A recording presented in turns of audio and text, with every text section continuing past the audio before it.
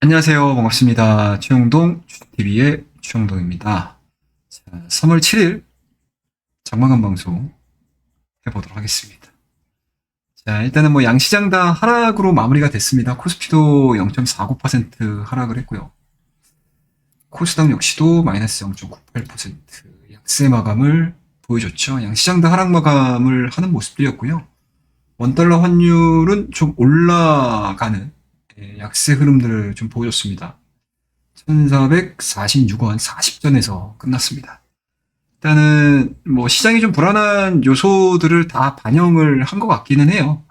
일단은 뭐 기본적으로는 이제 고용지표 발표를 앞둔 상태에서 경계 심리가 발동이 됐죠? 사실은 뭐 어제부터 그런 내용들이었고, 거기에다가 전일 뉴욕 증시의 움직임들이 그렇게 좋지는 않았습니다.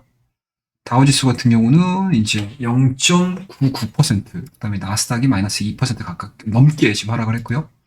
S&P 500도 마찬가지로 마이너스 1%가 넘는 하락세를 보여줬기 때문에 일단은 국내 지수가 올라갈 수 있을 만한 모멘텀들이 사실은 없었어요. 오히려 좀 큰 걱정을 안고 국내 증시가 시작이 되는 게 아닌가라고 좀 불안한 마음들을 많이 가지셨을 텐데, 다행스럽게도 브로드컴이죠.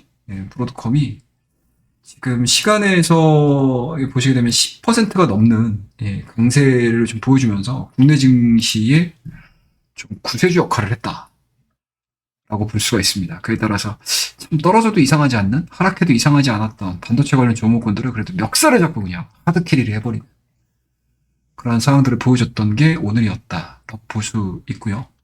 그리고 미국의 상승 뭔가 이제 논리라고 해야 될까요? 탄력이라고 해야 될까? 이런 부분들이 이제 국내 증시의 바로미터, 방향타로서 역할을 해줬다라고 하게 되면 지금은 그러지 못하는 상황들이죠.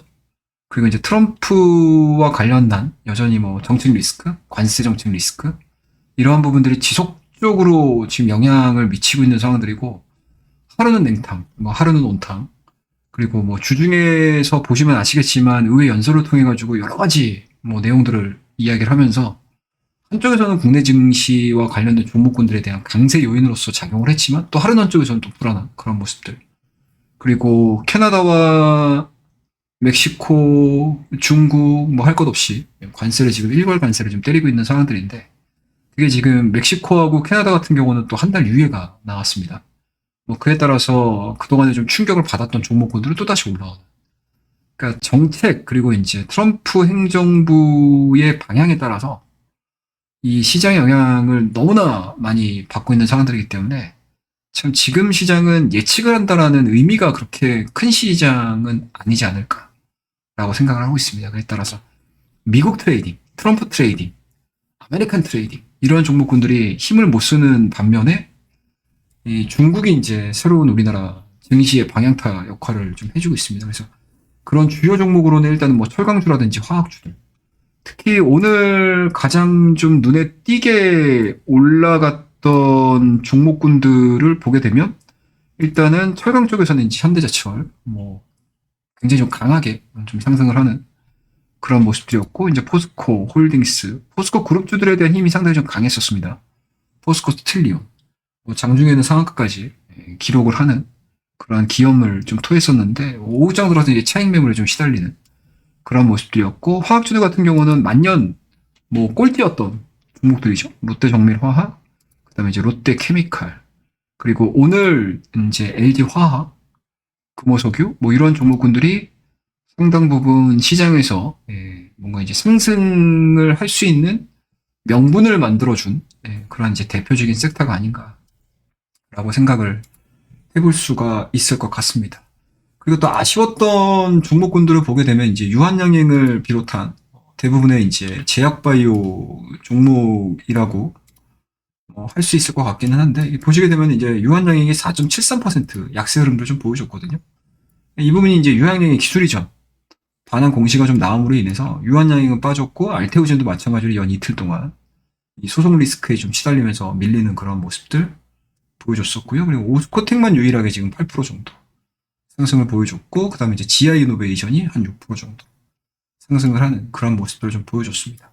아무래도 이제 코스닥 시총 상위 종목, 뭔가 이제 가장 이제 고정적인 1위라고 할 수 있는 알테오젠이 5% 가깝게 또 하락을 하다 보니까 지수에 대한 탄력도는 상당히 조금 더뎌질 수밖에 없는 그런 상황들로 전개가 됐다라고 볼 수 있고요. 그 다음에 시장을 좀 그동안에 가장 좀 뭐라고 해야 될까요? 뭐 조선주와 함께 시장을 좀 이끌었다, 그러니까 조선, 방산, 전력기기 이런 종목군들과 함께 시장을 좀 이끌었다라고 해도 과언이 아닌 전력기기 쪽 같은 경우가 좀 문제가 좀 생겼죠. 예. 오늘 언론 보도를 통해서 마이크로소프트가 이제 코어U와 클라우드 컴퓨팅 계약 일부 취소 보도가 나옴으로 인해서 빼고 싶은데 명분이 없었거든요. 근데 그런 명분들이 시장에 두드러지다 보니까 HD 현대일렉트릭이 추가적인 반등 흐름들을 만들어주지 못하고 다시 재차 밀리는 모습들을 좀 보여주고 있습니다. 과연 현재 지금 보여주고 있는 단기 역배열 구간들을 장기평의 상승의 에너지로 끌어올릴 수 있을지 이 부분들은 좀 고민을 좀 해봐야 되지 않을까. 아마 보유하고 계신 분들 입장에서는 이 정도 구간에서의 상승 탄력도는 상당히 좋았는데 최근 한 3개월, 4개월여 기간 동안의 이 상승 탄력의 둔화 부분들은 좀 고민스러운 부분이 아닐까라고 생각을 좀 해볼 수가 있을 것 같고요. 그 다음에 이제 전일자, 이제 LS 그룹이죠. 예, 좀 희대의 만원을 했습니다. LS 그룹 회장이. 역시 LG와 GS, LS 이쪽은 건드는 게 아닌가요? 참 어렵습니다. 예, 그래서 LS 그룹주들이 이제 오늘도 동반해서 하락을 하는 그런 모습들을 좀 보여줬습니다. 중복 상장에 대한 뭔가 시장의 의문점을 털어내도 시원치 않을 판, 그리고 이해를 구해도 시원치 않을 판에 비싸면 사지 마라. 뭐 이런 이제 망언을 함으로 인해서 시장에서에 대한 신뢰, 투자자들에게 신뢰를 많이 잃어버린 그런 발언들을 했습니다. 전형적인 뭐 CEO 리스크라고 할 수 있지 않을까라고 생각을 하고 있고요. 뭐 그에 따라서 이제 뭐 이거는 뭐 외부적인 요인이긴 하겠지만 전반적으로 마이크로소프트에 대한 악재 부분들이 보도가 이루어지면서 전력기기주들이 좀 흘러가는 약세 흐름으로 진행이 되는 그런 모습도 좀 보여줬습니다. 그리고 전일자에 있었던 뭐 금연 악재죠. 예, 오늘 오전장에는 단기 트레이딩이 상당히 많이 벌어지고 있어요. 금연에서. 오늘은 좀 의미 있게 외국인들의 수급이 좀 들어왔는데 뭐 진정한 외국인들에 대한 수급이라고 해석이 되진 않고요. 그냥 트레이딩이 좀 이루어진 듯한 그런 모습들입니다.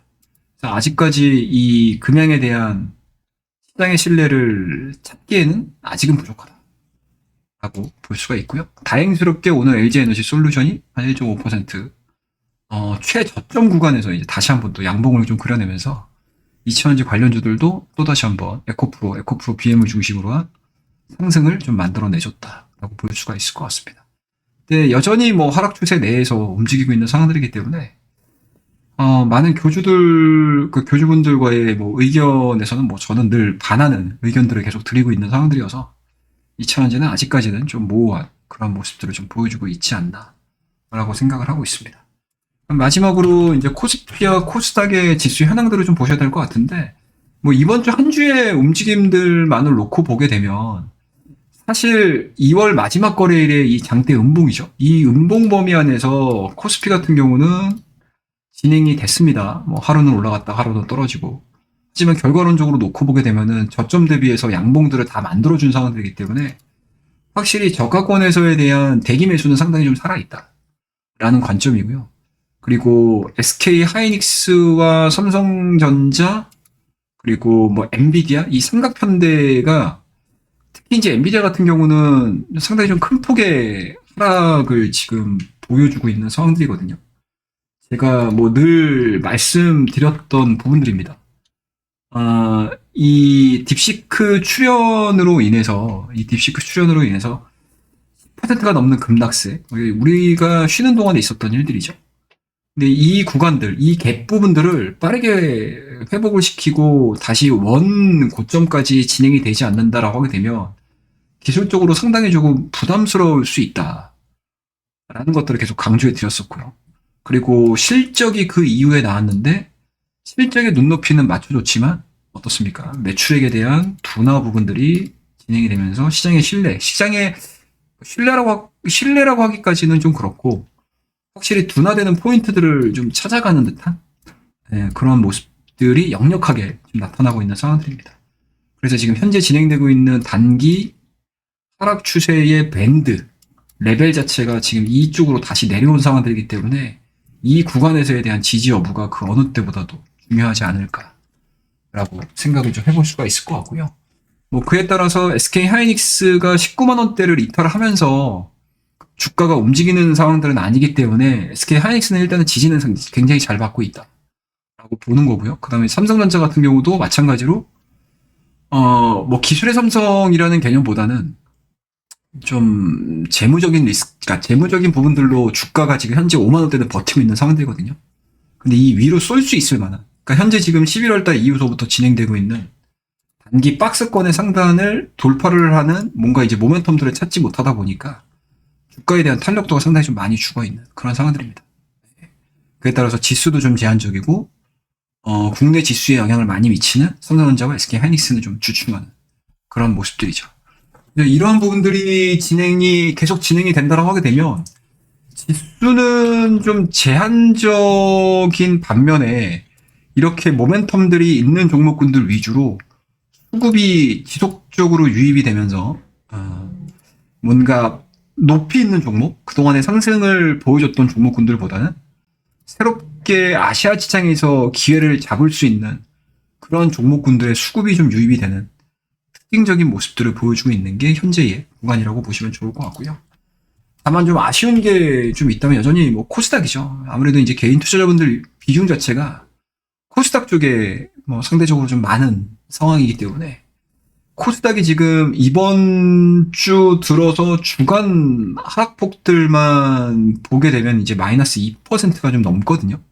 근데 이게 지금 개별주로 들어가서 봐버리게 되면 이게 하락폭의 변동폭이 꽤 나오는 지수 추입니다.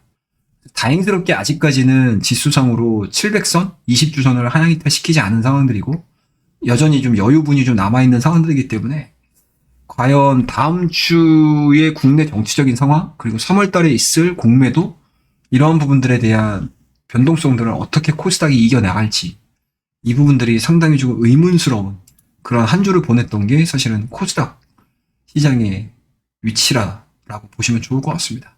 다만 이제 기술적으로 놓고 보게 되면 여전히 작년도 12월 달에 발생이 됐었던 627포인트 이 지점을 통해서 저점 구간들을 계속 지금 높여가면서 상승 밴드를 만들고 있거든요. 그리고 자연스럽게 또 교과서적으로 고점 자체는 이러한 구간들에서 설정이 돼서 진행이 되고 있는 상황들이기 때문에 이 구간의 움직임들 속에서 그렇게 크게 벗어난 상황들은 아니에요. 그렇게 크게 벗어난 상황들은 아닙니다. 그렇기 때문에 빠른 시간 안에 이 추세 범위 안으로 다시 들어온다고 하게 되면 현재 진행되고 있는 이러한 상승 추세 자체가 훼손됐다라고 할 수는 없거든요.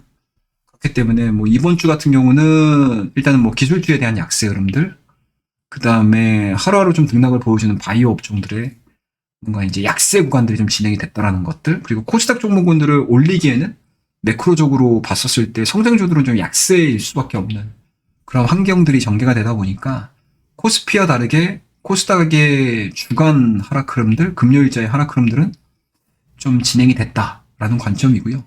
뭐 또 주말 동안에 미국 쪽에서 어떠한 내용들이 나올지 뭐 그 어느 누구도 모르는 상황들이어서 상당히 뭐 예측이라는 것 자체가 지금은 뭐 무의미하다라고 저는 개인적으로 생각을 하고 있습니다.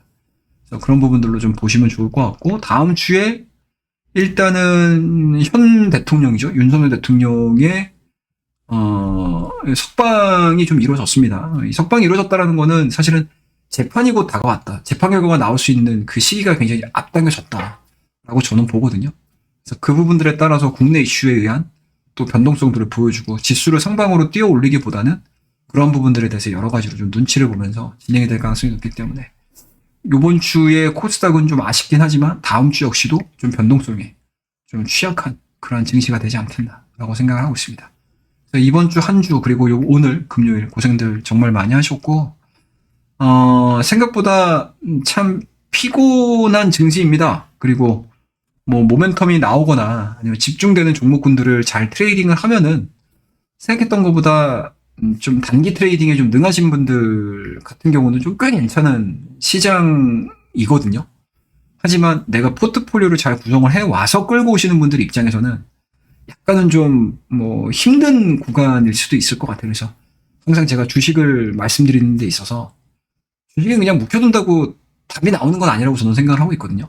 그래서 항상 내가 가지고 있는 이 포트폴리오의 바구니 안에 들어가 있는 것들에 대해서 좀 유동적으로, 좀 능동적으로, 좀 전략들을 좀 잘 수립을 해야 되는 그러한 시기가 여전히 3월 달에는 이어질 거라고 저는 생각을 하고 있습니다. 그래서 제가 3월 전망에도 뭐 말씀드리긴 했지만 3월 달이 그렇게 1월 달과 2월 달 같이 편안하게 매매할 수 있는 장은 아니지 않을까라고 말씀을 드리니까요. 그런 부분을 좀 참고하셔가지고 주말 동안에 전략 잘 세우는 주말 보내시고 다음 주 월요일 날 또 즐거운 얼굴로 뵙도록 하겠습니다. 자, 오늘 내용이 좋으셨다면 구독과 좋아요, 알림 설정 부탁드리고요.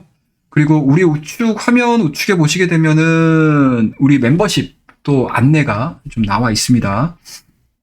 이번 주는 우리 방도 그래도 꽤 뭐 많은 빈도로 수익을 낸 거는 아니지만 그래도 리스크 관리하면서 시장 관리하면서 굳이 이번 동성에서 내가 뛰어들어야 되나?